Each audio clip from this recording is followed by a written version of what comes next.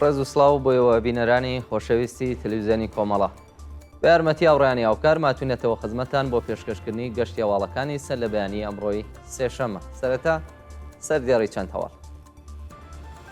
وتنەوەی دژ بە کۆماری ئیسلامی لە کرماشان. ناڕوونی چارەنووسی وڵاتیەکی کورد لە ئەهواز. ناڕەزایەتی کرێکارانی کارخانەی چووکە لە ڕزوان شار. برینداربوونی کرێکارێک لە تاران و لە سێدارەدانی سێ بەندکراو لە تەورێز و زەنجان.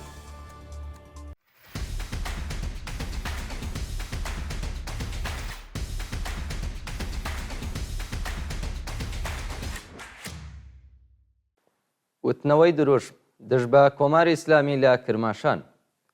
شەوی یەکشەممە 21 ڕێبەندان 1403 هەتاوی دانیشتوانی شاری کرماشان هاوکات لەگەڵ ساڵوەگەڕی شۆڕشی گەلان ئێران لە ساڵی 57 لە زۆربەی سەربانی ماڵان و شەقامەکان دروشمی دژی ڕژیمیان بەرز کردەوە. بە پێ و ڤیددیوانەی بەدەستمان گەشتووە خەڵکی شاری کرماشان بە وتنەوەی دروشت مەرگ و نەمان بۆ کۆماری ئیسلامی و خامنەیی ڕێگان بە شایی کۆماری ئیسلامی و بەکرێ گیراوەکانی نەدا.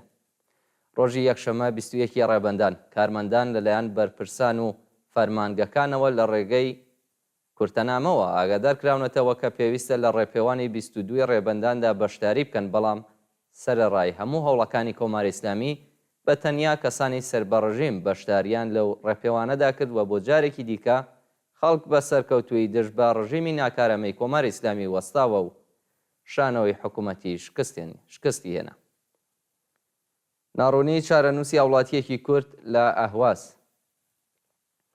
سەرەڕای تێپەڕبوونی زۆرتر لە هەفتەیەک لە بەندکرانی سەعید سەڵواتی تەمەن 27 ساڵ لەلایەن هێزەکانی دارەی دڵاتی ئەهوازەوە هێشتا چارەنووسی ئەو هاوڵاتیە دیار نییە.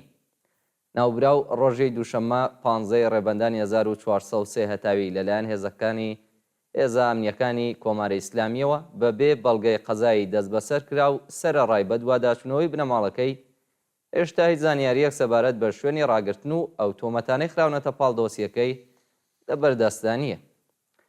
شانی باسە لە مانگی ڕێبەندانی ئەم ساڵدا لانیکەم 51 هاوڵاتی کورد لەلایەن ناوەندە ئەمنیەکانەوە دەست بەسەر کراون کە بەتەنیا 8 کەس بە دانانی بارمتەی قورس ئازاد کراون.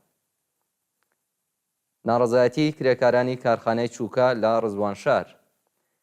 ڕۆژی یەکشەممە 21 ڕێبەندان کرێکارانی شاغڵ لە کارخانەی چووکای ڕۆزوان شار لە گیلان دژ بەوە نەهاتنی داخوازیەکانیان و خراپی دۆخی ژیانیان کۆبوونەتەوە. کرێکارانی کارخانەی چۆکای ڕۆزوان شار بۆ ماوەی زیاتر لە 3 مانگە حەقدەستیان وەرنەگرتووە و لە کۆبوونەوەکەیاندا خوازیاری پێدانی حەقدەستە دواخراوەکانیان چوونە سەرەوەی یاستی حەقدەست و مەزایە و پێدانی حەقی بیمە بوون. هەروەها ناڕازیان دژ بە بایەخنەدانی بەرپرسان لە ژیان و معیشەتی کرێکاران و نەبوونی ئەمنیەتی شوێنی کار بە توندی ناڕەزایەتیان دەربڕی. برینداربوونی کرێکارێک لە تاران. ڕۆژی دووشەممە 22 ڕێبەندان کرێکارێک لە شاری تاران بەهۆی بەربوونەوە لە بەرزایی بە سەختی بریندار و ڕەوانەی نەخۆشخانە کراوە. لە بەردەوامی ڕووداوەکانی کار لە ئێراندا کرێکارێکی بیناسازی لە تاران بەهۆی نەبوونی ئیمەنی شوێنی کار لە کاتی کارکردندا لە ئاسانسۆڕی بیناکەەوە بەروەتەوە و بریندار بووە. بە پێی ئامارە فەرمیەکان لە دەستپێکی ئەم ساڵەوە تا ئێستا بەلانیکەم 650 کرێکار لە شارە جیاوازەکانی ئێران و کوردستان بەهۆی نەبوونی ئیمەنی شوێنی کار و بایەخنەدانی بەرپرسان گیانیان لە دەستاوە و سەدان کەسی دیکەش بریندار و کەمەندان بوون. باجگرتنی هێزەکانی کۆماری ئیسلامی لە سوختبەران. ڕۆژی دووشەممە 22 ڕێبەندان هێزەکانی کۆماری ئیسلامی لە سنووری کەلگان سەر بە شارستانی سەراوان سەرەڕای بێڕێزیکردن بە سوختبەران باجیان لێوەرگرتوون. بە پێی هەواڵەکان هێزەکانی پاسەوانی سنووری مێرساد لە سنووری کەلگان لەسەر ڕێگای سوختبەران وەستاون و بۆ تێپەڕکردنی سنوور لە هەر سوختبەرێک داوای 30 ملیۆن تمەن باجیان کردووە.